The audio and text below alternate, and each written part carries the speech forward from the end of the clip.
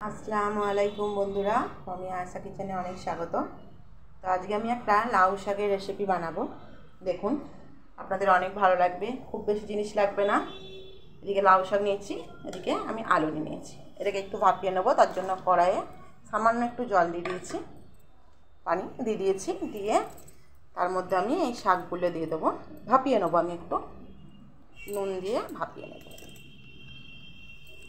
সামান্য জিনিস দিয়ে তৈরি, কিন্তু খেতে খুব সুন্দর। বানিয়ে দেখবেন, আপনাদেরও ভালো লাগবে। আপনাদের অনুরোধ রইল, ভিডিওটা প্রথম থেকে শেষ অবধি দেখবেন। ভালো লাগলে লাইক করবেন। অনেক বন্ধুরা দেখেন, লাইক করেন না। দিয়ে দিলাম। এর মধ্যে আমি লবণ দিয়ে দেবো।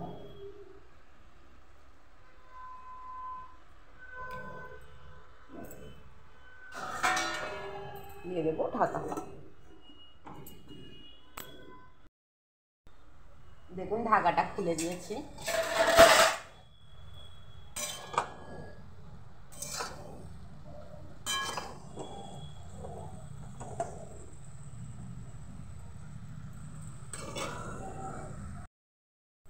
এবার আমি পানিটাকে ঝরিয়ে নেব ভালোভাবে। কড়াই বসিয়ে দিয়েছি, দিয়ে দিচ্ছি সর্ষের তেল। এটা রান্নাটা সর্ষের তেলে করবেন। অনেকে তেল দেওয়া নিয়ে শাক রান্নাটা যেটা করেছিলাম, বেতু শাক রান্না, বলেছেন তেল না দিলেই পারতেন। তেল না দিয়েও রান্না হয়, আছে এখনও, দেখাবো নিশ্চয়ই। তো বাড়ির লোকের শরীর একটু অসুস্থ আছে, যার জন্য একটু তেল কম দিয়ে রান্না করছি। আর দেখানোও চেষ্টা করছি যে তেল কম দিয়ে রান্নাও হয়। একদম তেল বেশি দিয়েই যে রান্না হয় আর সেটা যে খুব সুস্বাদু হয় তাও নয়। তেল কম দিয়েও ভালো ভালো রান্না আছে।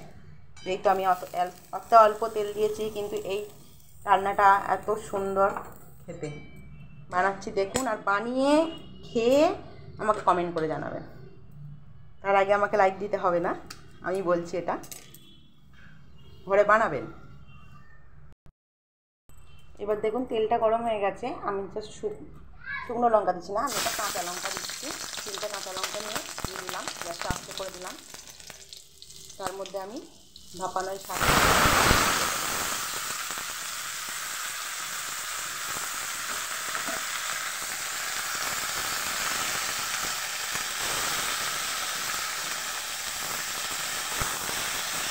আমি আলু দিয়েছি একটা।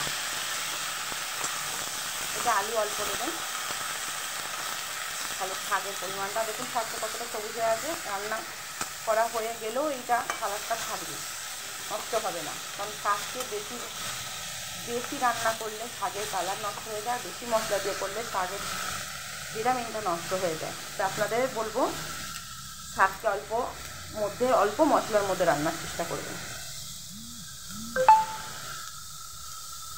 নেড়ে নেবো এটাকে। এবার এর মধ্যে দিয়ে দেবো একটু লবণ। ভাপানোর সময় দিয়েছিলাম, সেই পরিমাণ অনুযায়ী দেবো।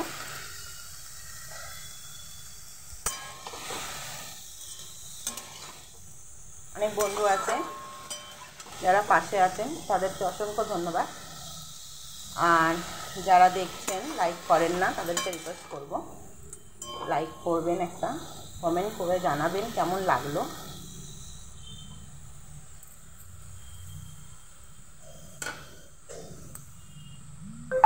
সবাই সবার পাশে থাকবেন। হয়তো অনেক সময় কি হয়, ভিডিওটা দেখে কমেন্ট করা হয় না আপনাদের ভিডিও, কিন্তু দেখে লাইকটা করা হয়। যে কমেন্টগুলো করতে পারি না, সেগুলো পরে আমি নিশ্চয়ই করে দেবো। সময় হয় না, আমারও একটা ছোটো মেয়ে আছে, তাকে সময় দিতে হয়। অনেক সময় মোবাইল নিয়ে বসতে পারি না, প্রবলেম হয়। বাড়িতে অসুস্থ মানুষ আছে, সঙ্গে একটা বাচ্চা আছে, খুব প্রবলেম হয়।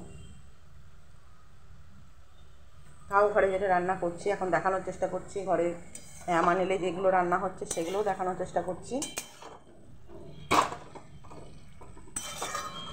বাড়িতে মানুষ অসুস্থ থাকলে জানেন, মন মেজাজ কারোরই ভালো থাকে না। আমি যেগুলো দেখাচ্ছি সেগুলো বানিয়ে খাবেন, শরীরের পক্ষেও ভালো।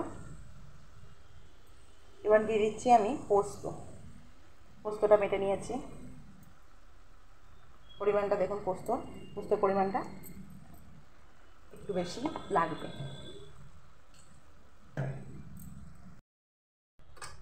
মিক্সার ধোয়া জলটা আমি দিয়ে দিলাম।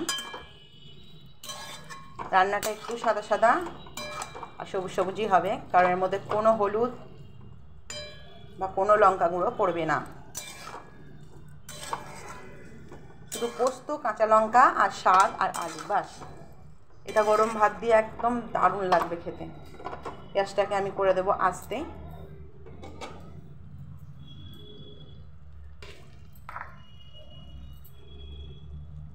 সামান্য একটু দিয়ে দিলাম পানি। শাকটা দেখুন হয়েই গেছে। এর মধ্যে আমি দিয়ে দেবো কাঁচা সর্ষের তেল, অল্প করে দিলাম আমি।